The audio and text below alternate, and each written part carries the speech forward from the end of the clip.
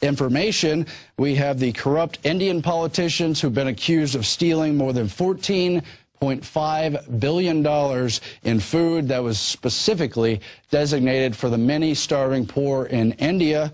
And these policies, Lord Monckton has come on and analyzed the data and shared it with us, are affecting over 1 billion people. There's 1 billion people on the edge of starvation.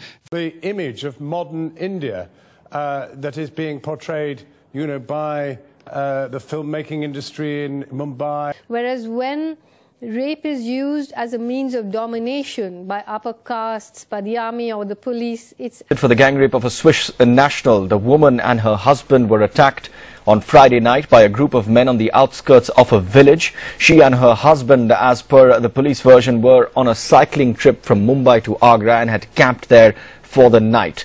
Meanwhile, another woman was allegedly gang raped by 3 men in a bus. The state accounts for the highest numbers of rape cases in India. But when the police themselves go and burn down villages and gang rape women,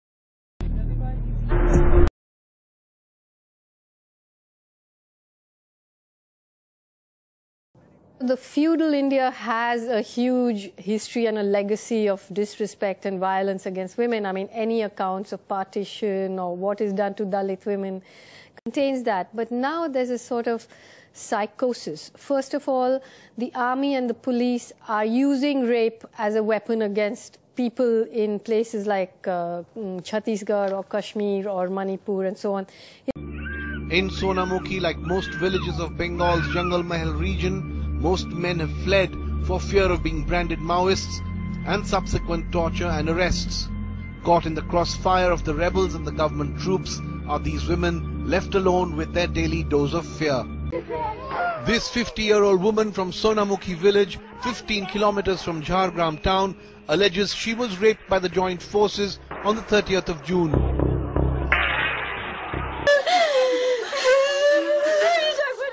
"53 women gave statements to human rights investigators. The youngest was 13, the oldest 80. This woman was pregnant at the time of the incident. She says that 3 days after she was raped and beaten, her child was born with a broken arm.